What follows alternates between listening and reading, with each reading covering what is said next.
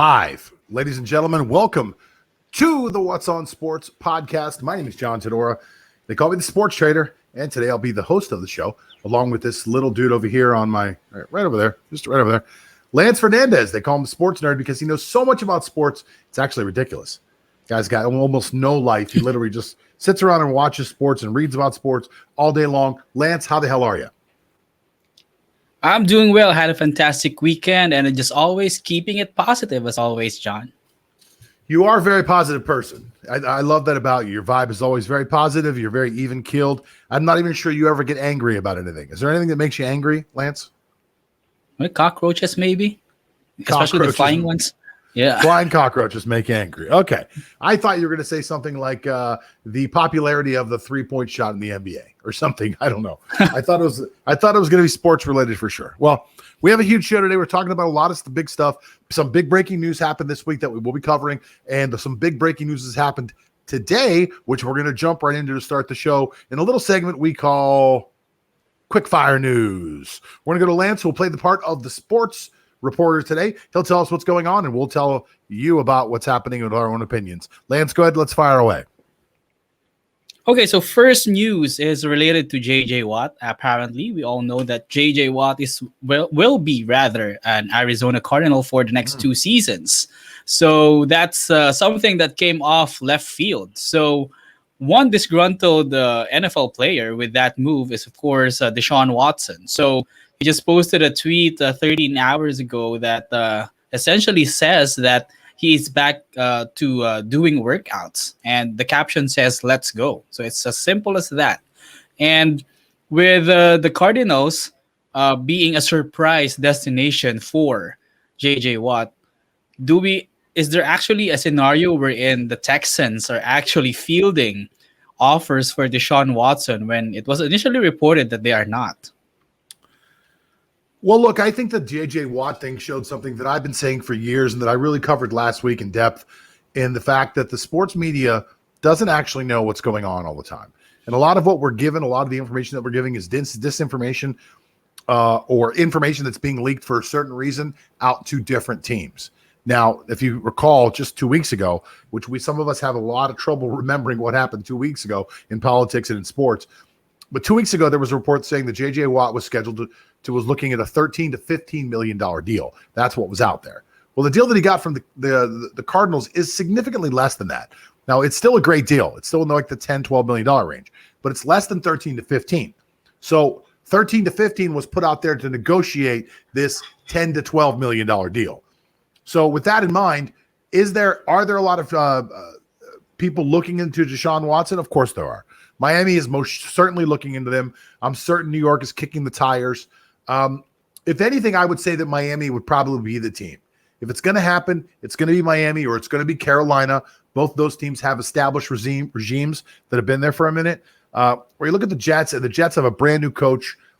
And to me, I think it puts too much pressure on a brand new coach to go in and say, you know what, not only are you a brand new guy, we're going to trade away your future. You're not going to have any future first-round draft choices, but we're going to give you a superstar quarterback, which means you have to win right now. I think the Jets are far, far away from that. The Dolphins, however, are in a much better position. Carolina, however, is in a much better position because both of these teams have assets. Both of these teams have weapons. Both of these teams have a lot of draft capital. And I think that one of those two teams will eventually come out and be a part of the Deshaun Watson deal. As much as the Texans want to keep Watson, as much as the Texans don't want to make the move to get rid of Watson, and I mean, who wants to get rid of a top 5 quarterback? I think that whatever happened internally there with the relationship is probably going to be scarred a little too deeply. Reports were, I think 2 weeks ago, that Watson met with a new coach, came in and said face-to-face, "I do not want to be here." So, look, I think that whole organization is a clusterfuck. I think there's a lot of things going on there that we don't know about and that we'll never know about, things that haven't been leaked out. And I think it's a lot deeper than just saying that we found a brand new Donald Trump and Jack Easterby, and we're going to blame absolutely everything on Jack Easterby. Now, Jack Easterby might be the worst football guy in the world. He might be among the best. We'll never know. The reality of it is that he's become the scapegoat and the villain for everything that has happened inside the Texans organization. And I think it goes much deeper than that.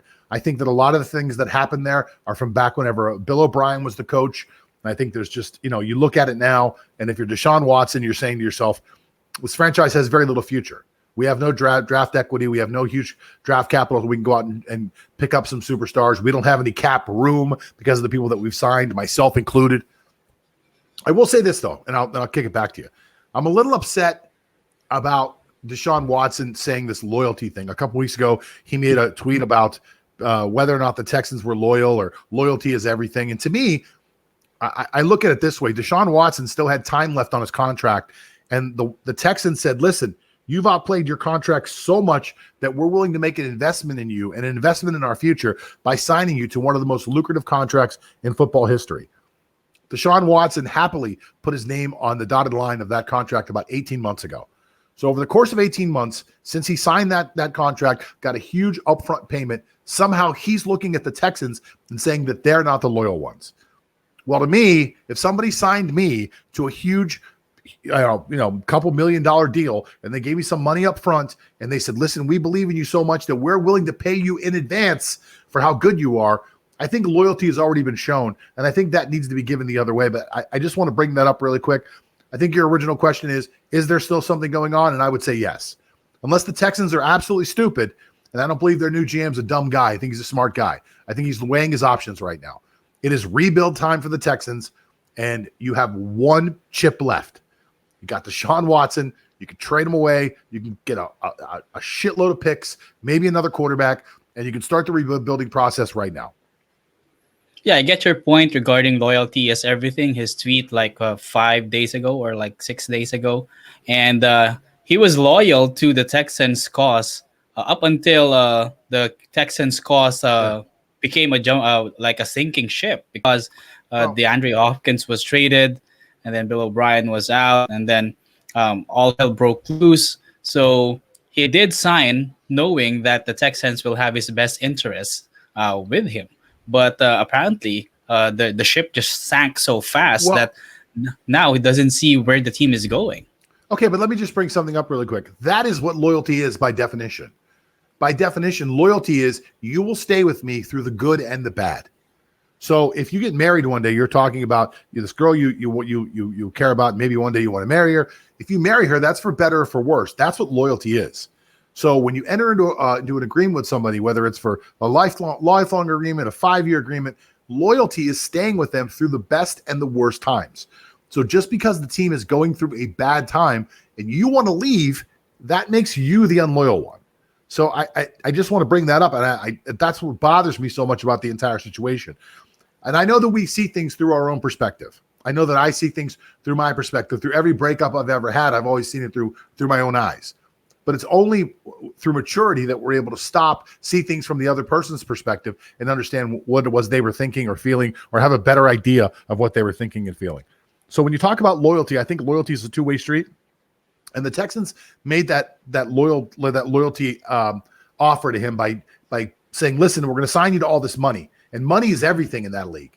So I'm sorry that we weren't able to put together a winning team for you right now, but you've been on a winning team for the last 4 or 5 years. The Texans have been good up until this year. So they were winning their division. They were competitive. They were in the playoffs. They were a good team. So now that we're going through a bad moment, you don't want to be here anymore, yet you're the one citing loyalty. So I think there's a little confusion about the word. I think a lot of our sports media is partially to blame for that, because they're sticking up for Deshaun Watson without even knowing all the details. They just automatically assume he's right. And the Trump-like figure, Jack Easterby, whatever he is, look, I don't know how the guy got the job. I don't know what his qualifications are. I don't know how good he actually performs at the job. None of us do. All we know is that he exists and that he's the bad guy, and we're not even sure why. So I just think that loyalty goes both ways, and I don't think that Deshaun Watson is exchanging that loyalty with the team. That's my opinion. Okay, so point taken. And maybe Jack Easterby got his job because of divine intervention with Cal McNair. Possible. So that's the least I'm going to say about that. But speaking of perspective, though, there could be a scenario wherein eventually Deshaun Watson could be the savior of the Texans once he leaves, because he will command a massive draft haul, or not just a haul of draft picks, but also potentially good players that can kickstart the Texans rebuild. So he could eventually become a savior for the franchise by leaving. And I see this happening because with what I learned from the JJ Watt situation, there's a lot of things that don't come out of the surface. So the Texans might be stringent in blocking news that comes out of their way. Maybe they are fielding calls. We don't know how many, but there are some movements. There are some transactions that's happening, and maybe they just want to release it once it's final and once the deal has been settled.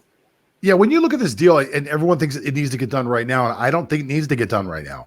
I don't think there's anything out there right now that will currently change the quarterback market. Now, Russell Wilson could maybe possibly get traded, and we're going to talk about that later on.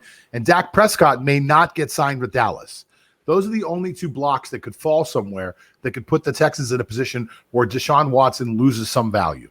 And he would only lose value because there would be less people in the market actually shopping for a quarterback. But I don't see that happening. I just don't see those two things happening. I don't see Dallas letting Dak Prescott walk away without some type of replacement, and I don't see Seattle letting Russell Wilson out of the building.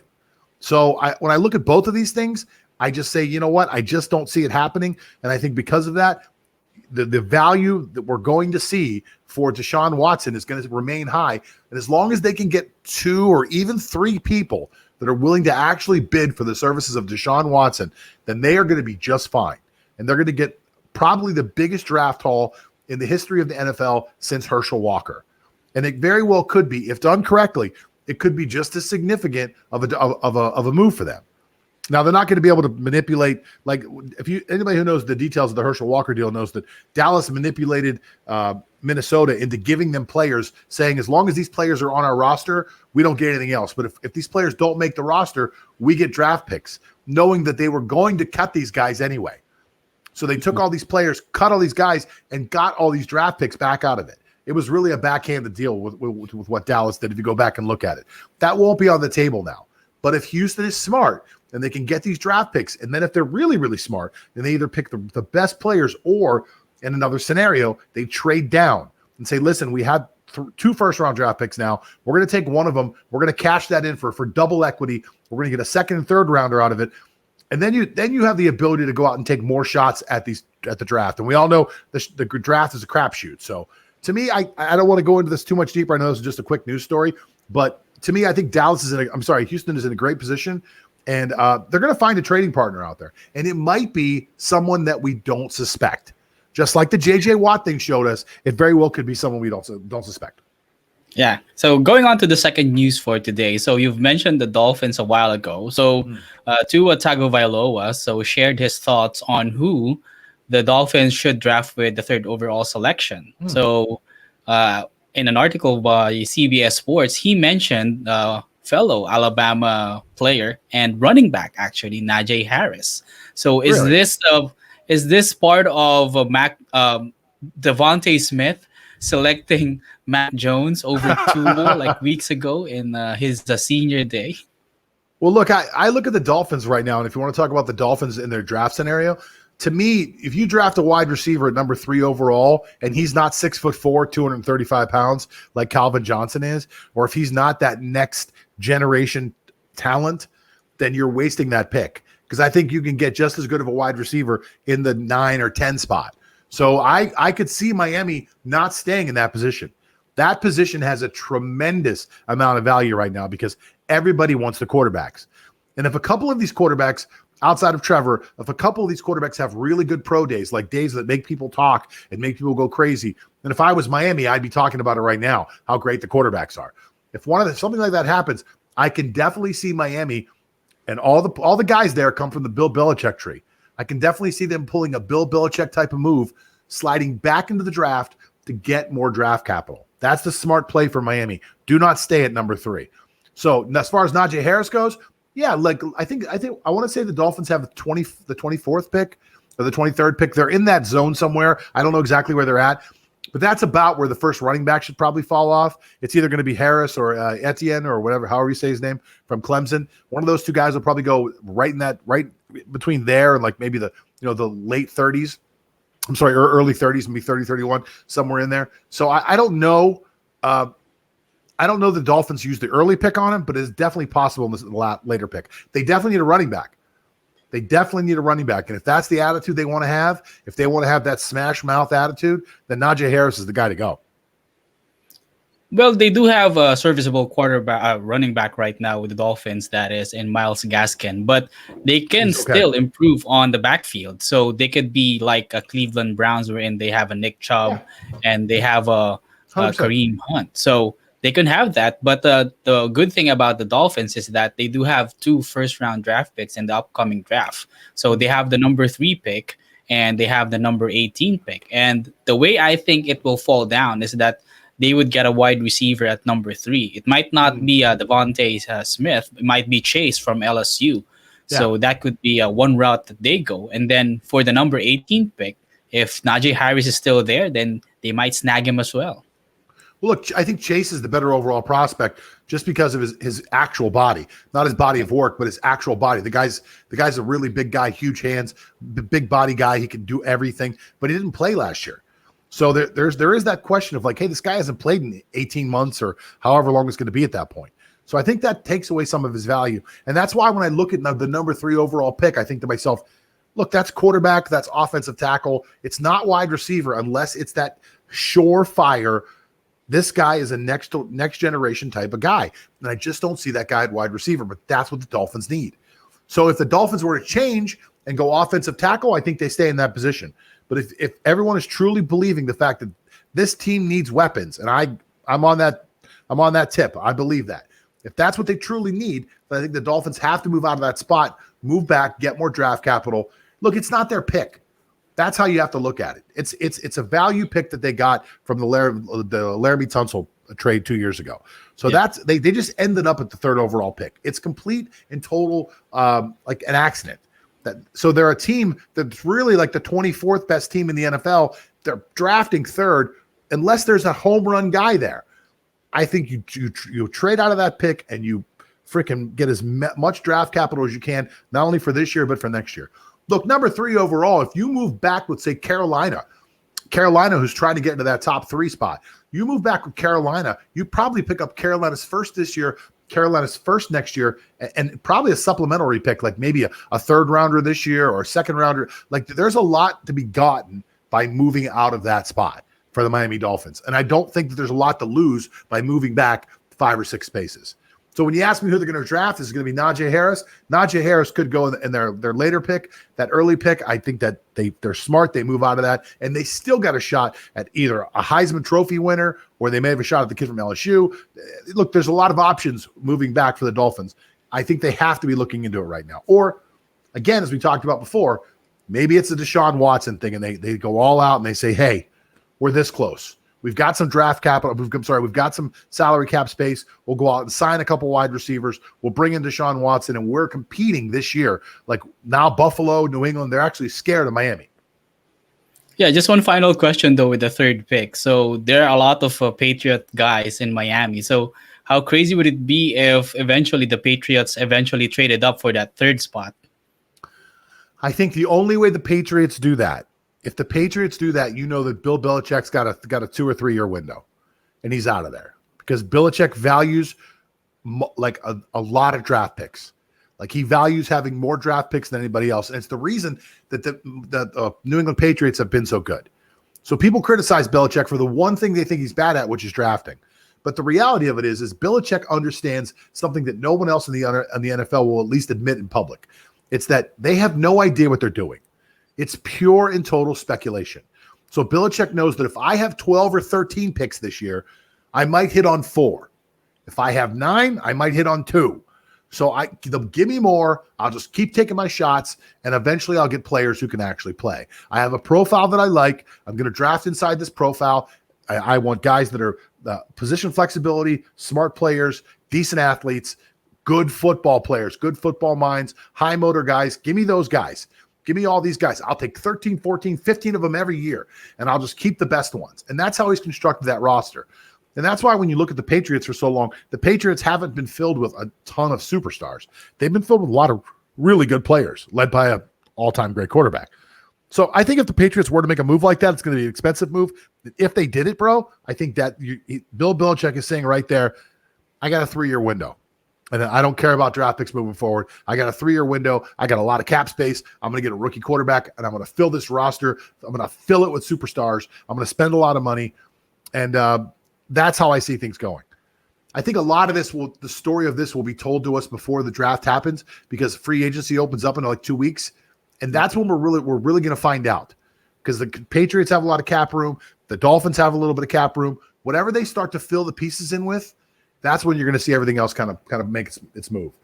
Right now, it's hard for anybody to do anything. All these mock drafts are absolute horse crap, because who knows who's going to sign? Who are they going to re-sign? Nobody has any idea.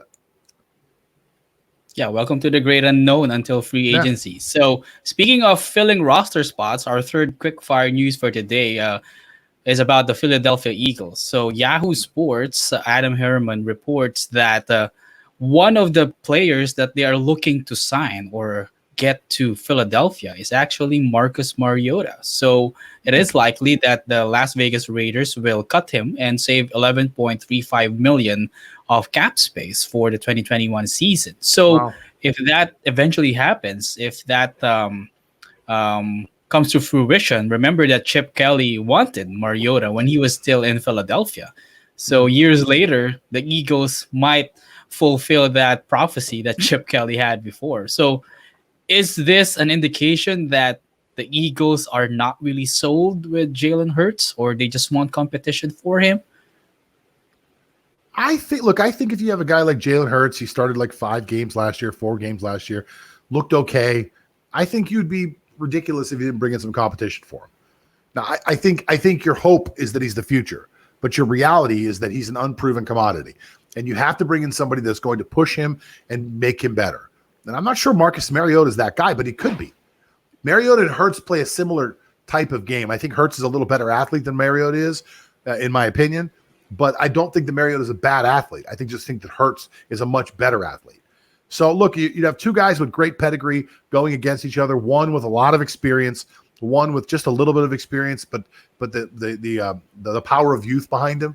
I don't think it's a terrible idea. I don't know if Mariota's worth $11 million, but I think if you were able to sign him to something like a $5-6 million deal, look, you're going to come in. I'm going to give you an opportunity. I'm not going to say you're going to be the starter, but I'm going to give you a chance. I think if you did that, I think you'd maybe give yourself an opportunity to maybe get a nice reclamation project. He very well could be in what would be a true moment of sports irony.